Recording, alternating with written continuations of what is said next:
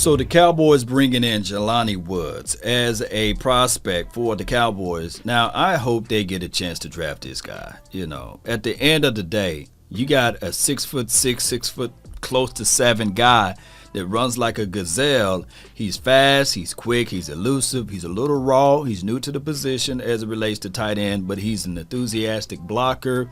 I just look at this particular situation that he would immediately come to this team and be your vert guy. We need a vert guy, and we need a big physical guy, and he brings that to the table. Athletic.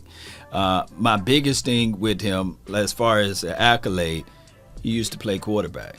And guys who play quarterback understand the field. They know how to find the soft spots in the zone, and they understand the progressions of a quarterback. I like that. I like the fact that you can do so many crazy nuances with Jelani Woods, and I think that the Cowboys will have a grand slam with him. And the thing is, how much do you like him? And if he's on the board close enough, would you go ahead and move up into the draft and get him? Not saying that you pick him in the 3rd round or anything like that. I don't see him as a 3rd round tight end. But when you get down to like 4th or 5th round and you say you got 9 draft picks, where can you get a solid pick and just try to go ahead and get the person that you really know that can work for your offense or work for your team? That should be the philosophy of this team. Looking for starters, looking for somebody that can replace current starters on your team, and trying to push the needle, push everything. Well, move the needle and try to get somebody that can play early and often. Now, the Cowboys did come out and said earlier this offseason that they're looking for a starter on the offensive line. That's a given. They said that they're looking for an edge rusher, and lo and behold, they also lamented tight end. Why? Why? Oh, why? Well, here's the reason why.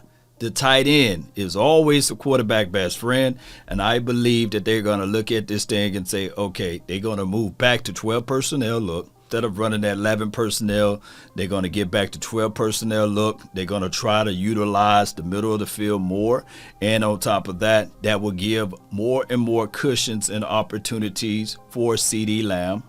And on top of that, you can run the ball more efficiently in this particular scheme that Kellen Moore is running. In this particular system that Kellen Moore is running, you will see a better efficient level. So that's why I'm looking at a tight end that they can bring in, that can vertically stretch the field, that's athletic, that understands the quarterback, that can read the field as well and be that quarterback best friend. And why not Jelani Woods? Now, what to do with good old Dalton Schultz?